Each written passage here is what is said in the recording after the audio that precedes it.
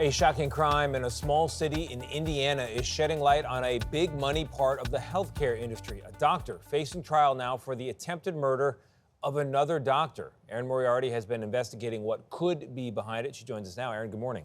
Good morning. Tony, this caught everyone off guard. Dr. Andrea Bua is accused of shooting and wounding a local kidney specialist. CBS News has evidence that this shooting may have been a copycat of this alleged murder caught on camera in New York last December of United Healthcare CEO. The possible motive, according to our CBS News investigation, outrage over the state of a multi-billion-dollar industry. Was shot in the hand. What you're seeing here is the aftermath of the attack on a local kidney doctor. He shot me with a handgun. The alleged assailant is another doctor, Andrea Bua. According to law enforcement, there's no evidence Dr. Abua knew the victim.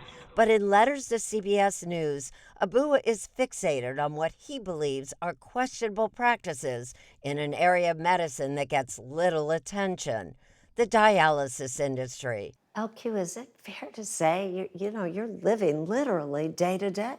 Yes, literally. 35-year-old Laquea Goldring, or LQ, whose kidneys were damaged by childhood cancer, spends more than 4 hours most days hooked up to a dialysis machine. Every day, it's war. These days, she's lucky enough to get her treatment at home. But for years, she, like most patients today, relied on outpatient clinics, almost always run by for-profit companies. I can't take another day of sitting in that chair, letting somebody else stick me, going through all the physical and mental emotions that I was going through in clinic. Our CBS News investigation found that since 2013, dialysis centers have been cited by federal regulators for more than 115,000 deficiencies, including poor training and unsanitary conditions. Around 67% of those deficiencies were split between clinics reported to be owned by DaVita or Fresenius. They have a classic case of a duopoly where they control the market. Ryan McDevitt, a professor of economics at Duke, is co-author of a new study on the dialysis industry and says the lack of competition he fears is leading to poor quality care. It's a pure volume business the way it's set up right now. And in more than 2,500 cities, the choice for patients is now down to a single option. Often it's either Fresenius or DaVita. Get as many patients through as possible, giving them cookie-cutter treatment at a very low cost. With more than 500,000 Americans on dialysis, it's a booming business. Some patients have private insurance, but most have to rely on Medicare, costing taxpayers about $40 billion a year. We don't have competition, which means there's no discipline on these firms to deliver higher quality care at a lower cost. Turn around, please. And then there's that strange case in Indiana. In letters and phone calls to CBS, Dr. Abua described his frustration with the dialysis industry, which he believes is profiting at the expense of patient care.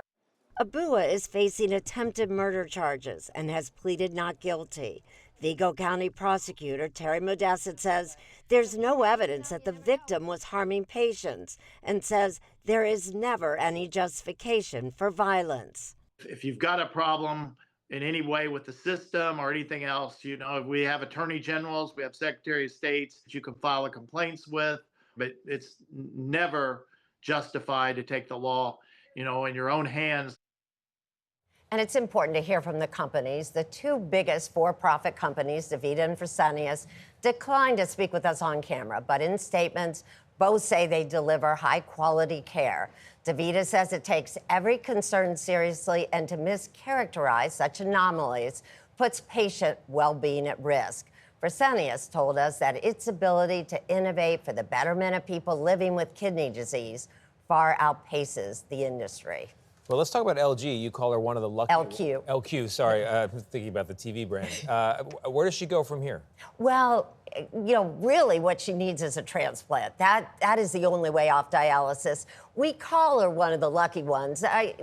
She's still not lucky. It's a very, very tough treatment, grueling treatment. But if you have a dialysis machine at home, and this one was provided by Fresenius, you can get dialysis whenever you need it. In center, you only get it 3 days a week. And one thing the doctors told us is the centers are closed on Sunday. So if you go Monday, Wednesday, Friday, 2 days without dialysis, they say patients often die on Monday. Makes a really big difference.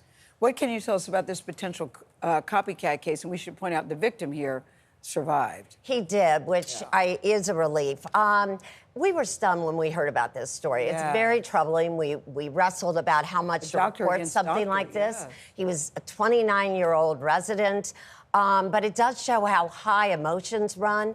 And he, in letters that he sent us, he wanted us to know clearly that he said that he had carried monopoly money with him.